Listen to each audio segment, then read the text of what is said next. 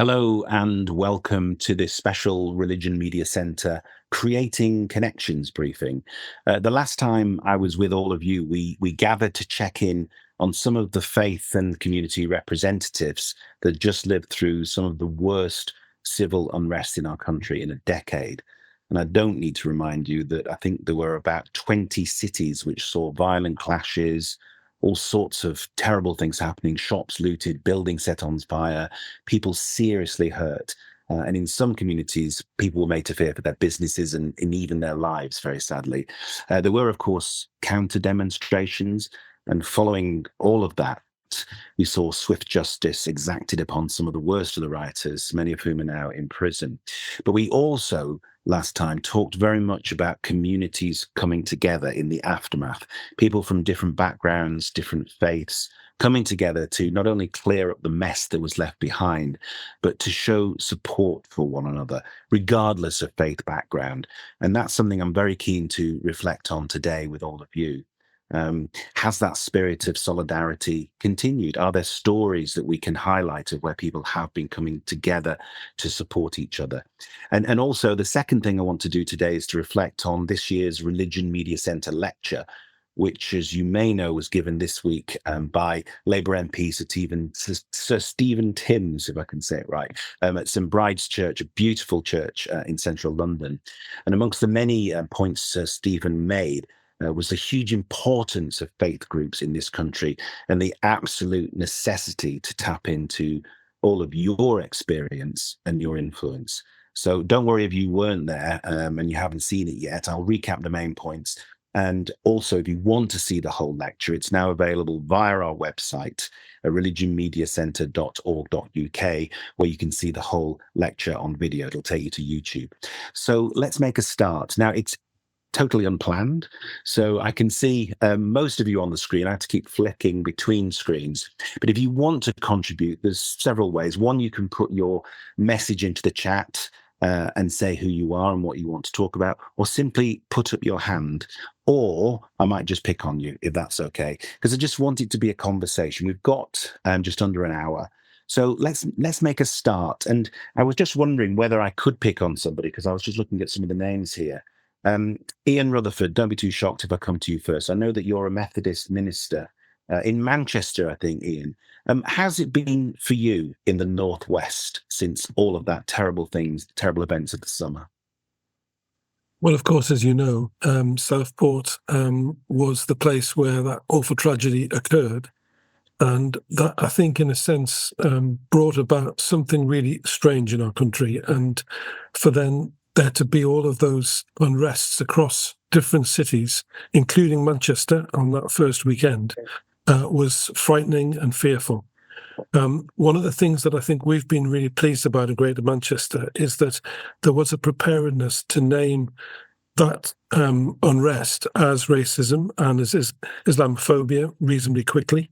And that meant that we were able to bring support and solidarity, particularly to our Muslim colleagues. And I think that what we've been able to see in Manchester is the coming together of physical support at the mosques, but also solidarity in terms of statements. And so we had a number of statements raised very, very quickly following the unrest. And also the involvement of faith in the community engagement cell that was stepped up as soon as that unrest occurred, so that we could assist in the what we're calling the recovery phase. But we've added a further word, which is recognition and recovery, because it seems to us in Greater Manchester that we need to recognise what was behind all of this and to really seek to understand, as you were saying before, about the context of it is, in a sense, very, very strange. And we need to understand what was actually going on at that particular time. And so we're continuing with those discussions at the moment.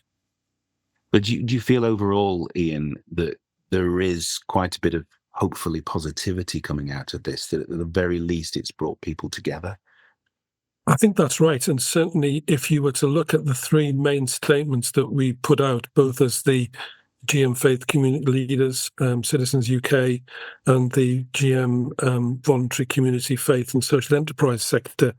And we actually talked in the end of those statements about the need for a positive vision for the future and the need for communities to be working together.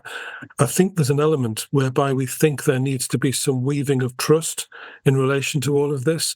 And so therefore we're looking at some models that will help us to have those discussions and have those dialogues. Okay, Ian, thank you very much. Just a reminder, if you want to contribute to this discussion, then please raise your hand or put something into the chat.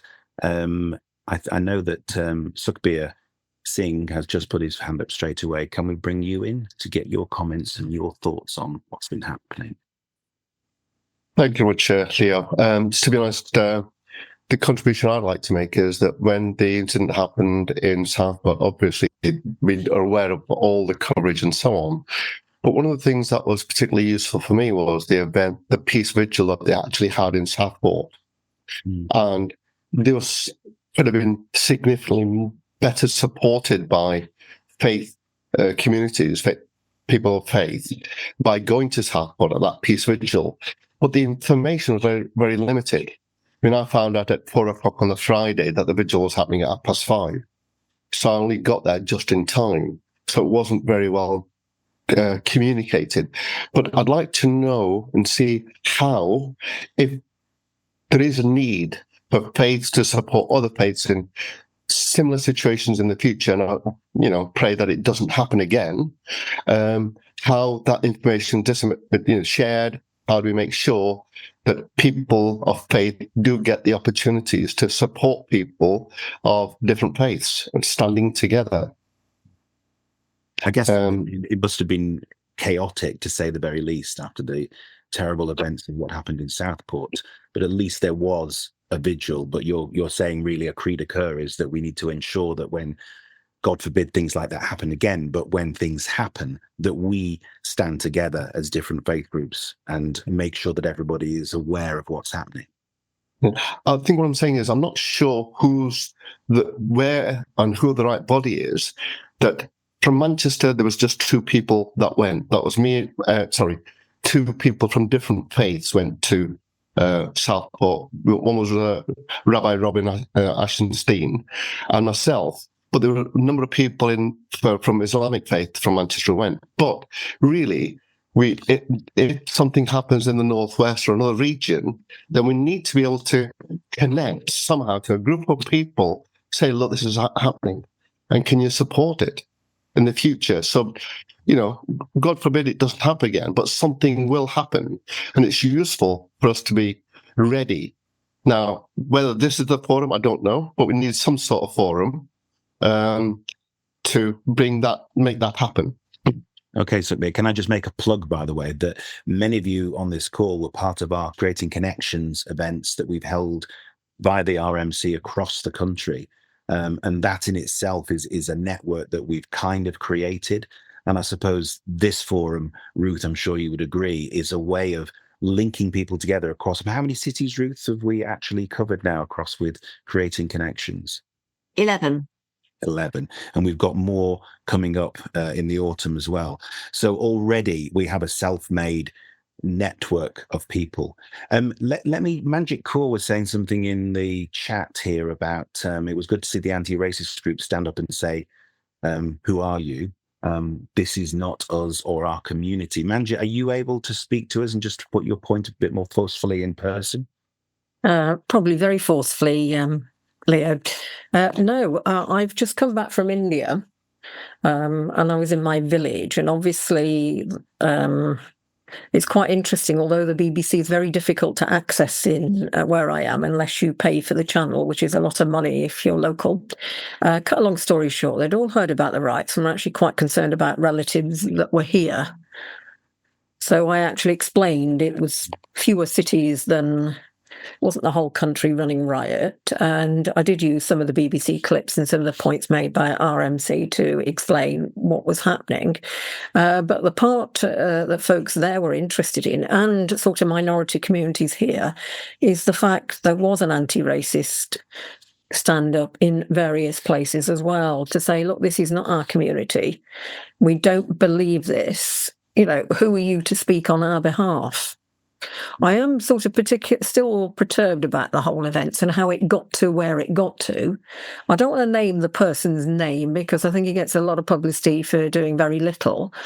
But, you know, I sort of do wonder at what stage there's accountability for the person who asked certain questions in the way that he asked, knowing full well what the response would be. Yeah. And I'd be interested to see if the law would change in that way.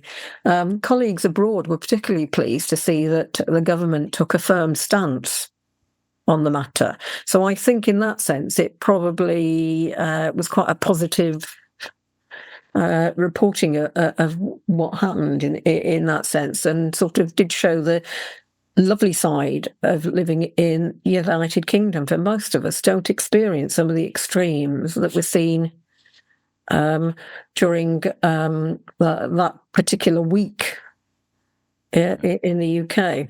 Well, of course, that there were charges from indeed, social media. But it's the first time, I think, in my lifetime I've actually seen it in that way. And I'm sort of thinking, I'm in the 7th decade of my life. I don't want my children or grandchildren or the rest of the family, fellow citizens, to experience anything like that. But it was good to see positive reactions from my perspective in terms of the perpetrators, but equally concerning the number of young people involved who probably actually still didn't understand what they were doing, but became part of the action. It was almost like mob. No, it was terrible to see, but as we were saying with Sophie, and as you're saying yourself, I mean, the one positive maybe that we can take from all of this did stand up and be counted, didn't it? Indeed, and that was quite an important message. So I understand what Sukhi Brady is saying from other faith perspectives. We do not want our Islamic community to feel that we don't stand with them. It is in solidarity. It's in solidarity of anybody that's ever treated in that manner. Thank you, Manjit. That's all I wanted to say. Sorry. Thank you so much for your contribution. Let's cross over to Leeds and Simon Phillips. And Simon, I gather you're a former police officer, aren't you? Now working, I think, for a Jewish organisation. Is that correct? You're half right there. Theo. I used to know. It's better than not. No, I used to work for West Yorkshire Police as I was a civilian, but I can still talk from a police perspective if one wants. But actually, the way I approach this is we were one of the venues for the Creating Connections events, and I'm part of Leeds Faiths Forum. And we had a board meeting last night, and one of the things we were discussing is that the images of young people, and we're talking about, people who are younger than teenagers, being out on the streets with parents as well. What motivates parents to take their children to riots? We just can't contemplate that. And there's as much as we can do as faith communities, going into schools, inviting people to events. It's the home that's really, really important there. In terms of what's happening in Leeds, we have a WhatsApp group called Leeds Interfaith Network, which is kind of an organic group of people from different backgrounds. We chat about this, that, we plan events, and there's certainly a movement to try and do something in the city at some point, possibly around Interfaith Week, to bring people together and to stand as one against racism. We, of course, are one of the cities who have adopted the Faith Covenant. And we work very, very closely with Leeds City Council on a whole range of activities. And in fact, in the last few weeks, Leeds City Council have introduced a social cohesion strategy for Leeds, which focuses on building good relations in neighbourhoods, creating safe spaces for dialogue, enhancing community safety, and developing a sense of belonging. And I think we're planning to work with the council on working out what all these commitments mean in person. So, we are really, really committed as a faith forum in Leeds to making this country good and tolerant and where people can be proud of one another. Absolutely. It's making me think, actually, Simon, as well. And I don't know what your reaction is. We'll talk about Stephen Timms, as I say, before the end of this hour. But one of the things that was mentioned in our lecture the other night in the Q&A was the dissolution of the Interfaith network, which I think Michael Gove was behind, and we haven't actually heard from the Labour government yet what they're going to do about it. But is the things you're talking about, and very, very specific things, which are great to be happening in West Yorkshire and in Leeds. But, I'm just wondering, would this have helped more if we'd had more of a communication through something like the Interfaith network? Would that have helped? And do we want it back? So I would say, yes, we want it back. I think it's one of the worst things that has happened to this country for years, that we get rid of the main organisation, which is a conduit between government and faith communities in the city. And I think what is quite positive is that there still seems to be a commitment from faith groups to do something for Interfaith Week in November. I think mention should also be made of Faith Action, the organisation which kind of rose to prominence during COVID, and of course, they drive the Covenant for Engagement. So I think the Interfaith Network does need to come back, and we're talking about inspirational people who were part of that, like Harriet Crabtree, and I just think it's such a shame. To put it mildly. Well, we'll talk about Stephen Timms in a bit as well, in terms of what are we going to get from this new Labour government. Brodie, I see you. Oh, you're back. Your camera's back on. Brodie from Liverpool. I know you had a comment. Do you want to come on and tell us about it? Hi everyone, I'm here from the Liverpool City Region Combined Authority and I work for the Race Equality Hub. I was just echoing some things that other people had been saying in terms of positives that we've taken from all of the trauma that us people of lived experience are reliving amidst all the chaos. And so I work obviously in local government, and it's quite a frustrating position to be in because a strand of our work is actually focusing on the high level systems change within policy, within government. And so we often feel like we're banging our head against the wall and people don't necessarily understand our lived experience. So as a member of the Black and Brown communities of Liverpool, going out to those counter protests for the first time as a government member of staff. I was there as an individual, but people now know me in this role. It was quite overwhelming because I was wondering how are the media going to spin this? Is it going to be classed that we're at riots? Will it affect my work? And when I got there, actually a lot of the staff from the local authority that I work at, and also Liverpool City Council and other councils, were actually at the protest and all stood in solidarity with us. We sort of formed a bit of a buddy system. Everybody who wasn't from our community escorted those from the community back to their homes or on the way home from the protest or counter demonstration. And it just gave me a sense of safety and a sense of actually we're not by ourselves. And I know that sometimes the information can be lost in translation or, communication is quite poor, but it was just good to know that on a personal level, these people are supporting us, whether it's inside work or outside of work, and when we're not confined by all of the sort of corporate structures, we're here just as people for one another. And that for me was really game changing in terms of how I dealt with what was going on and how I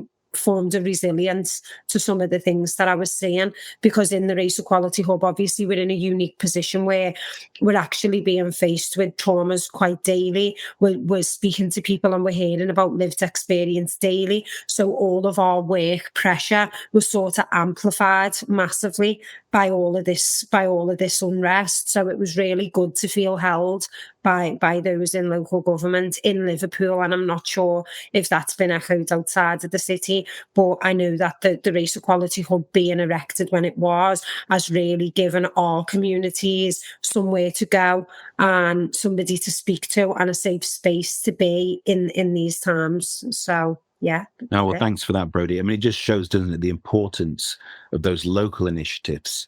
Yeah. And getting people together and creating those ways of communicating and supporting each other. I Absolutely. noticed that Ian Rutherford has said, who spoke at the beginning, good call, Simon, referring to Simon Phillips, talking about the Faith Covenant in Greater Manchester.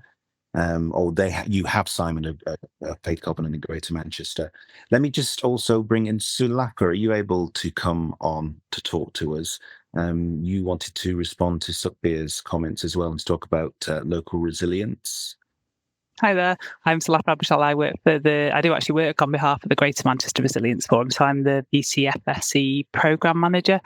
And I suppose I was just really highlighting, I suppose Sukhbir was talking about sort of how do we get involved, you know, those faith groups, faith leaders who want to really actively be involved in resilience work, whether that be in response to something like, you know, the racist riots that we've seen or wider disasters that happen across, you know, our country and wider community. You know, faith groups are always there to support their communities, you know, come what may, you know, and they've got resources, willing volunteers, and those trusted connections with community members. And I've just put a link in there to one of the reviews that was done by Toby Harris, and that's one of many reviews there are about the role of faith in emergencies. And I suppose it was just really encouraging those that feel like they have capacity to support to get in contact with their local resilience forum, because I'm sure they'd be really interested to look and understand and have those conversations about how we do more to engage with faith communities, you know, and how we can really recognise their role in times of crisis. And that was all, really. No, that's really helpful, Sulaka. And I think if anybody else has got points to make or links that they can put into the chat, that would be really helpful. You know, once again, saying that this is a network. We have created a network where you can talk to each other. And I think that, you know, certainly speaking to Ruth and the RMC, this is something that we want to try and repeat. If it's any use at all, just to even talk and to be heard by other people from around the country. We've got a bit of a Northwest theme going on, but Father Taras, can I come to you? And I mean, we've spoken on other occasions, and you've been dealing very much with Ukrainian refugees coming over. Maybe your perspective is a bit different, but still in certain pockets of the country, there is this resistance to migrants. What's your experience since the summer and where we are now? I would like to echo what the first speaker, Ian, told about these riots as something very strange, especially in the Northwest and in my experience in Liverpool, because just 1 year ago, Liverpool hosted Eurovision Song Contest, which was open to everyone. And Liverpoolians opened their hearts to Ukrainians, obviously, and supported them, but also to other nations and people. And during this song contest, there were no incidents, which is quite amazing for this kind of event. And 1 year later, we have all these riots. So this was really very concerning for us. And Ukrainian community was in distress. Many of the refugees were concerned about this. But thank God that religious leaders came together, published a statement, supported each other, but also the local community, the city council, some other forums which support us and which we take part in, came together, supported each other, and I think in this way we were able to maintain our activities, although some of the activities, especially at the end of August, we mark the Day of Independence of Ukraine yearly, so we had to move it from the place where we originally were planning to to market, but nevertheless, we celebrated the Day of Independence, and now I think the situation has been stabilized, so we are back to our usual activities in our community center, in our church. Thank you, Father. Thanks for your comments as well. That's very good to hear. We've got Interfaith Week coming up, haven't we? And Elliot Vanstone, you were making the point in the chat that actually this year is probably going to be more important than ever, I would have thought. I'm sure that's true. Yeah, no, absolutely. I just think there's been a lot of negative press about sort of the society being a society of ignorance. And I think Interfaith Week's a real chance for us to show that we're a society of tolerance. It's a real chance for us to take back the narrative. And I think with recent things like even the way some faith communities were treated in the fallout of COVID-19 and the lockdowns, things like the Colin Bloom report. I know Stephen mentioned that. I was reading that in the report earlier. He mentioned that a little bit in the talk last week. But I just think Interfaith Week is such a good opportunity for us to do a bit of a national standpoint and say, actually, all faith communities stand together in the face of this. We're not sort of scared to stand away, and we're going to support our brothers and sisters of other faiths. I think it's such an important week. Okay, thank you for that, Elliot. What the Bloom report was mentioned, as you say. I think were there 22 recommendations from the Bloom report, none of which have actually been enacted. And again, we wait to see, I suppose, what the Labour government's going to do about that. It's probably a good point. We can continue this conversation. It's important that you lead the conversation, not me. But let's just talk a little bit about Stephen, because we had the lecture this week, and it will be just useful. I'm sure that not everybody has managed to see it. But if we look if you go on the website, by the way, as I said at the beginning, you can see the whole video. It was the Religion Media Centre event. It was the lecture that we do annually, and it was given by Sir Stephen Timms, entitled Faith's Place in Labour's Mission of National Renewal. And if you know about Sir Stephen, he was actually the chair of the All-Party Parliamentary Group on Faith and Society, and he's now a minister in the new government for work and pensions. And he's obviously a committed man of faith as well. If you didn't hear the lecture, you can see it via our website. But let's hear a little clip which will perhaps bring on the conversation to hear what he said about faith communities across the country. There are churches, mosques, synagogues, temples, gurdwaras, right across the UK in every community. A group of local residents is committed to each of those places, but everybody in the community is aware of them, goes past them, knows that they're there, and no other network can match the presence of faith groups in our communities. A question for all of you. Do you think that's right? Do you think it's a good thing that at least the Labour government, the new Labour government, is talking about using faith networks more directly and more positively? Joanne, I don't know whether you were making a point about that particular thing, but you got your hand up, so I'm going to come to you anyway and give us a comment. Partly a reflection on that. I think it was that comment about when you said, in every town we've got temples and gurdwaras and mosques, etc. And actually, I can work primarily in County Durham, although I work across the North East region. Actually, in County Durham, we don't have any of that. We don't have a single other place of worship, other faith place of worship in the whole of County Durham. The North East region is very undiverse in many ways. And therefore, the interfaith networks and those connections are really very difficult to establish because there just isn't people around to do that. There are church networks, absolutely, but that's slightly different. And I think the other comment was referring back as well around the riots, obviously, and the violence that happened. The North East was one of those areas which was hit hardest. We had some really significant events in Newcastle and Sunderland and Middlesbrough, Darlington.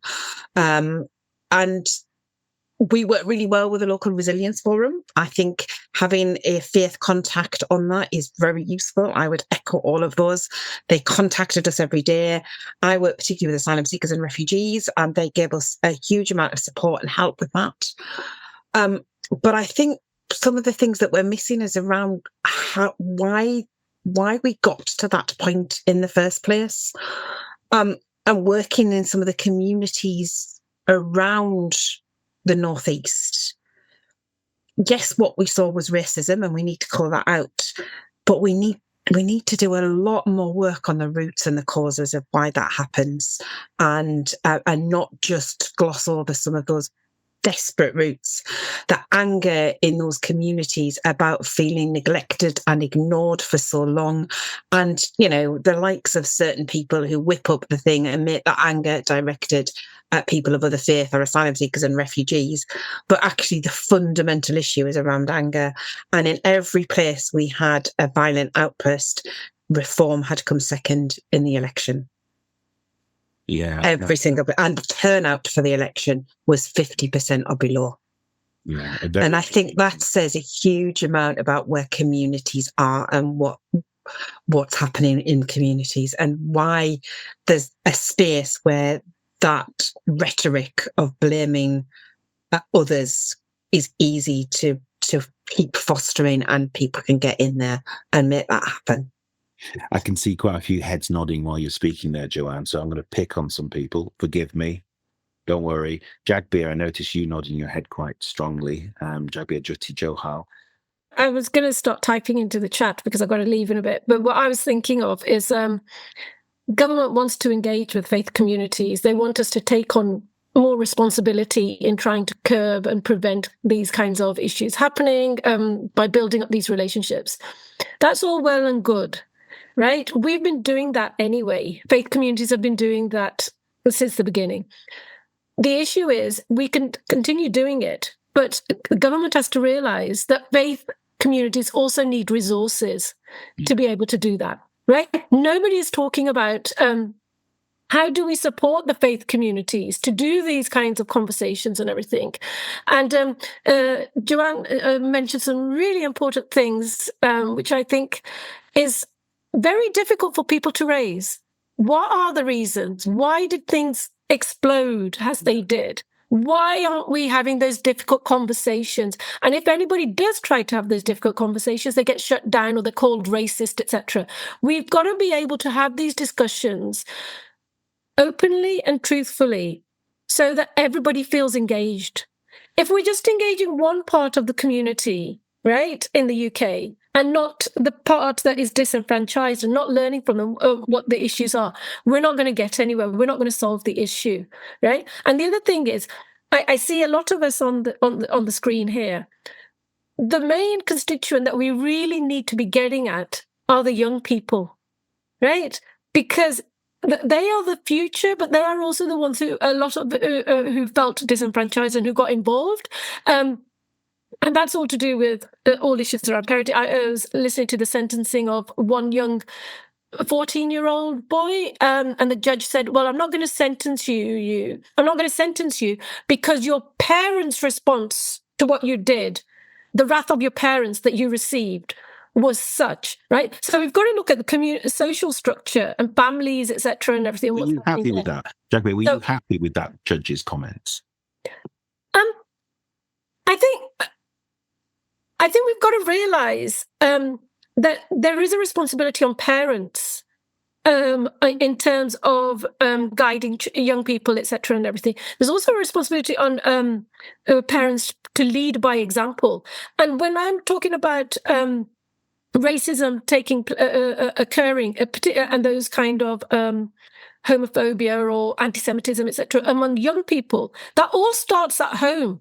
Right? They observe things around them and they pick things up. And this is where then education is important, like teaching of RE, but also where we've got to kind of support parents to be able to kind of really teach children from right from wrong. I think there is that parental responsibility that needs to be taken on board. And I think the judge there, realizing that because some of these sentences that have taken place, rightfully so, people need to be sentenced. But some of them are very extreme, and they do not, if you think about it with the context of other crimes, and you're thinking about it, you think, well, okay, hold on a second. You're just trying to make an example of things here, right? That's what you're doing.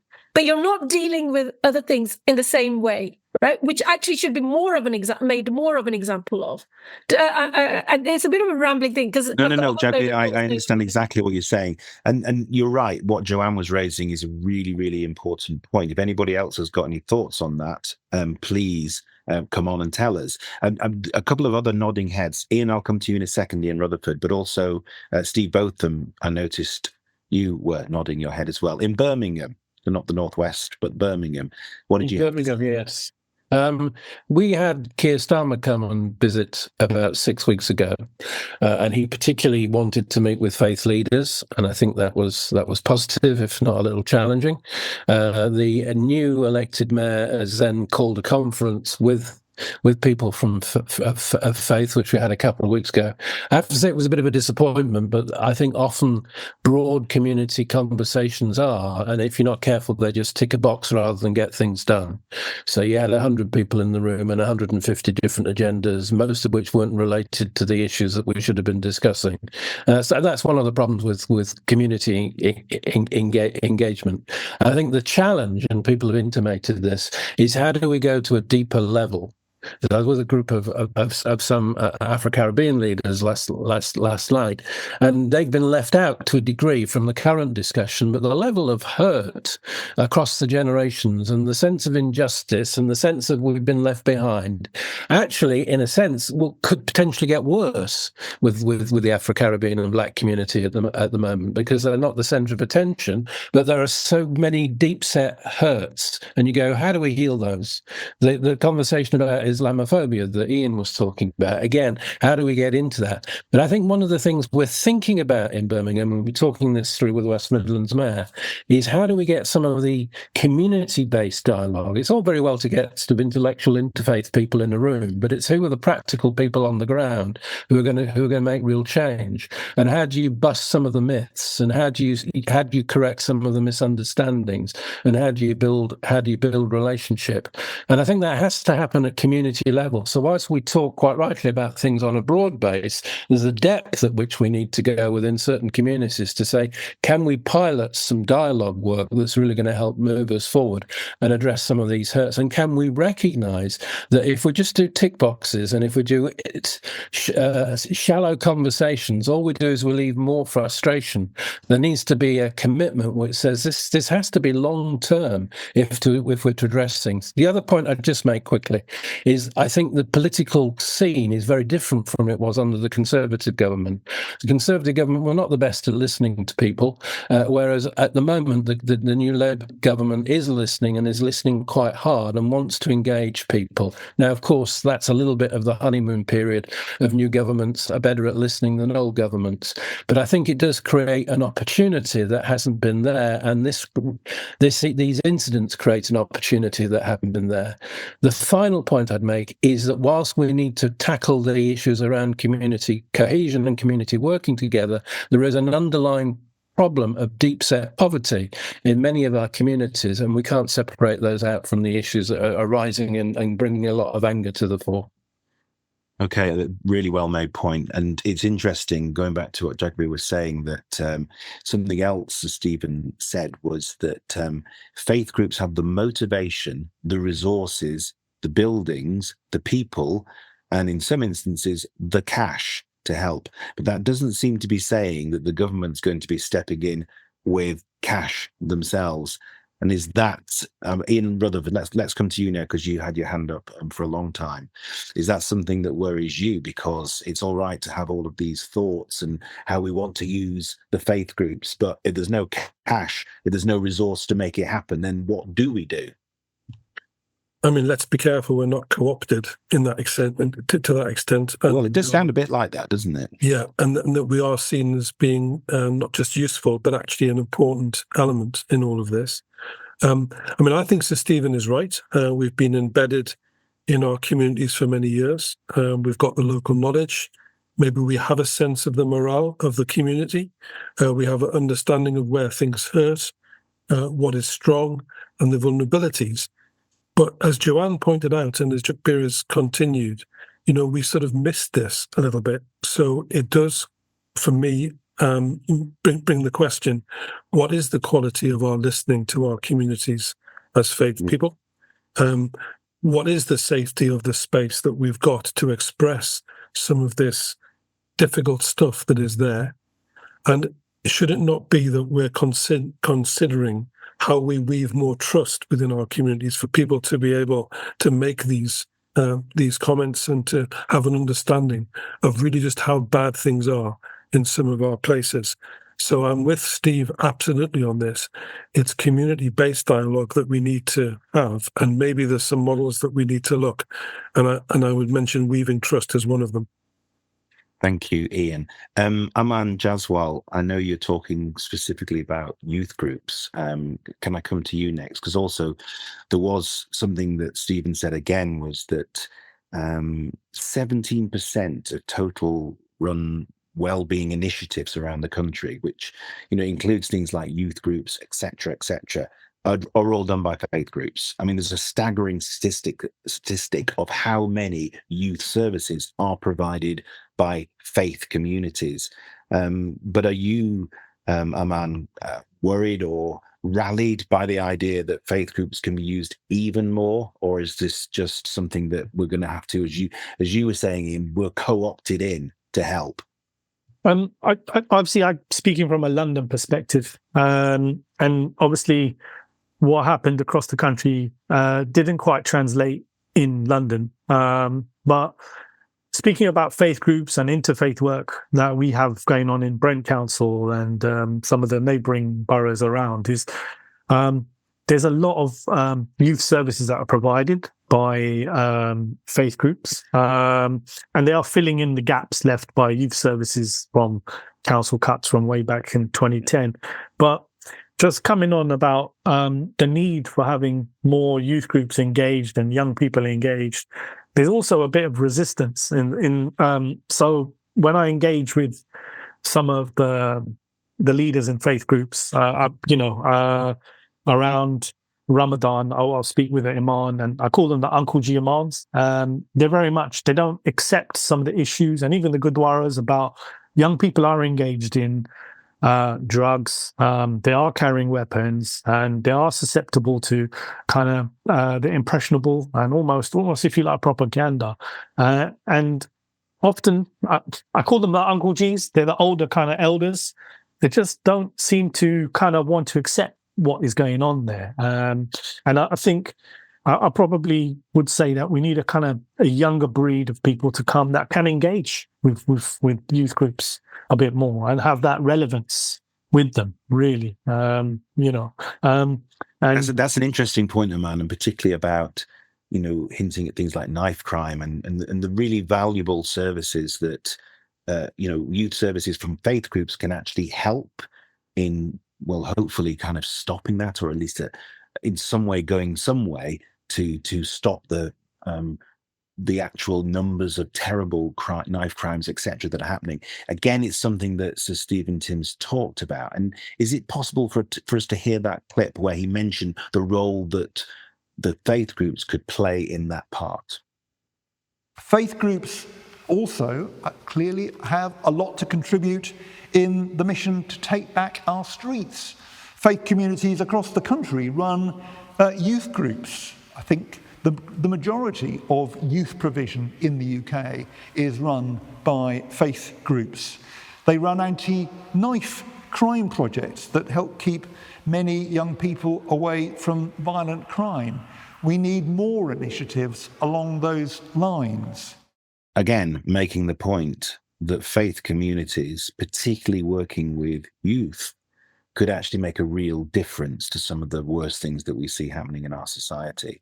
Does that clip, Aman, give you any kind of sense that, well, at least we know what he's focusing on and potentially a part that we have to play? 100%. I mean, one of the frustrations I have working in a local authority sometimes is often faith groups just get pushed to the side. for example, if a young person's been stabbed and murdered, he's 17, 18 years old, often the faith leaders in the community have actually known that young person before he was even born. If on a paradoxical level, but and then in these kind of times of crisis, families are often going to the faith groups. So they're key people that need to kind of work alongside local authorities and then organizations. But it comes back to resources, because faith groups are kind of wrestling with the electricity bill, the gas bill, the heating and everything like that. And it's just, it's good to have this talk about, we need to work with the faith groups, but what's the resources going to look like, really? Well, that's the key point, isn't it? Simon Phillips from Leeds making the point that you've just been making as well, actually, around the government need to realise the impact of their decisions on faith communities. For example, the changes to winter fuel payments places more stress on faith-based charities and organisations to support our elderly and vulnerable. I mean, if you think of the pandemic, and sadly I was at a faith community the other day, and one entire room was just boxed up with food because, as we know, many of our faith communities have been feeding the vulnerable and the poor, and that is where you go. That is the role that many faith communities pick up. When austerity hit, it was the faith communities that decided to act. Although Sir Stephen Timms did say the other day that he hoped that wouldn't be the case going forward. We've got a couple more hands coming up. Marie, I'll come to you in a second.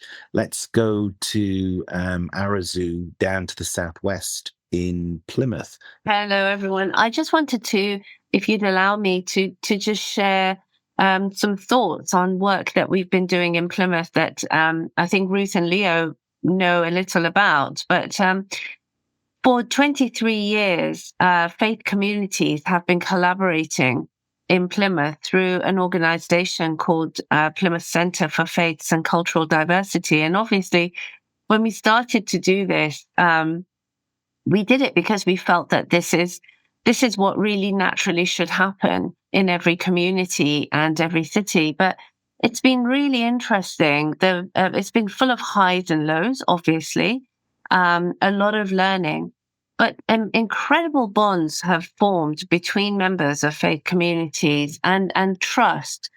And the organizations now approach us to kind of to have consultations on, well, what do you think we need to do? How should we do it? And the voice carries the voice of various faith communities around the city. And through that, for 23 years, we've been working with young people in the majority of primary and secondary schools, where they gain access directly to members of faith communities living and practicing a life, and they've been learning from them. I'd like to think that really has, over the last 23 years, influenced the mindset of young people as they've gone through school and their interactions with people who may be different from them. And I hope that we've been positively shaping the mindset of our future movers and shakers, and continue to do so, because this work, of course, continues with schools.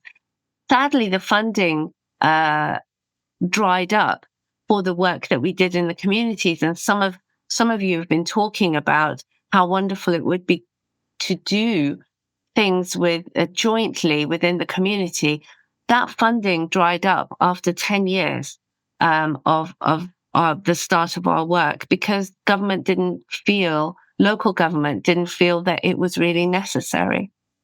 And I wonder, reflecting back at what we've all experienced recently, whether local government, national government will reconsider this. I don't want to hog this space too much, but I wanted to say that actually in Plymouth, which is one of the least diverse areas of the country, we've gained some really, really valuable experience in working and collaborating together. And talking of Interfaith Week, we initiated an Interfaith Festival 3 years ago which is going from strength to strength and is now much sought after by a lot of organizations, including the police and the NHS, who all want to be part of it. And this has naturally been happening in the city. And I'm so glad that we have stuck to our guns and just kept going with this. But anyway, thank you for letting me share. Thank you, Arazu. And it's another point that Stephen Timms made the other day was that the massive importance, the importance of RE teaching within schools as well, to increase a knowledge of faith so that people do understand.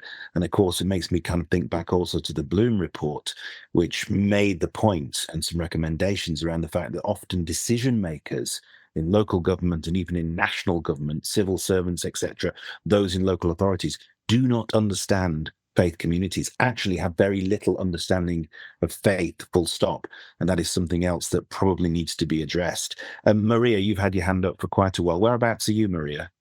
Hi, everyone. I'm Maria. I'm actually based in London, but I work with the National Baha'i Office of Public Affairs. And I just want to say, maybe coming out of this conversation as well, is really this notion that historically religion has been a social force to propel humanity to different stages of civilization. And we've seen like this kind of happening time and time again throughout history. But recently, maybe we see like quite a bit of a disillusionment with religion being able to be that socializing force for humanity. And I wonder, we were just like thinking with a few youth groups around the country throughout this summer about like why that might be and what are the kind of challenges, like the root symptoms of some of this disillusionment, and thinking about how, as we've been pointing out, religion does so much to come to the roots of different social issues, but that also there's a rhetoric, there's a conversation, there's a discourse that religion can contribute a hopeful narrative to, but then also a very critical narrative of the analysis of social challenges, that at the root of them, as we were talking about before, is concepts like trust and justice, which are spiritual concepts in essence. And how do we really bring those to that conversation to rehabilitate this kind of name of religion and the notions and the history that surrounds religion historically as well, that maybe these need to be operating at different levels of building communities, having these conversations, and really dealing with the short-term suffering of lots of different people and communities, that maybe this three-pronged approach could be something that we could think about, and that this is a very inclusive process, that no particular religious background or even people of no religious background can all participate in this process. And we all need everyone in society to participate in this process of rehabilitating our communities, because really that's the only way to move forward. And all you need, like, there's no prerequisite to being part of this journey. It's just being a well-wisher of humanity. Maria, thank you. Really good points, especially the idea of, is it the role of faith communities to rehabilitate society, which goes back, I guess, to what Joanne was saying as well, is we've got to address the root causes of what makes people act in the way that they do. We've got very little time left, and it's been a fantastic conversation. Thank you so much for everybody contributing.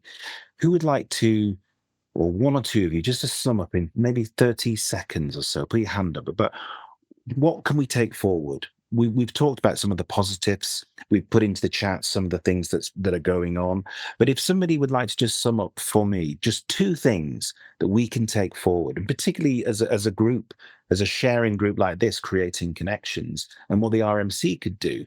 You know, is there anybody that just wants to sum things up? Simon Phillips was straight in with his hand in the air.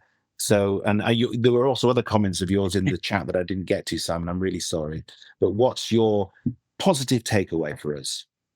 I think the positive takeaway is how many faiths have joined us today. So this is something which so many faiths have got to buy into, and I think that's amazing. I think you need to continue with your Creating Connections events as well, because it brings so many different people together. I also think that Stephen Timms and other national figures need to be going around the country to speak to people in different cities, because that shows a commitment to building cohesion and faith relations at local level.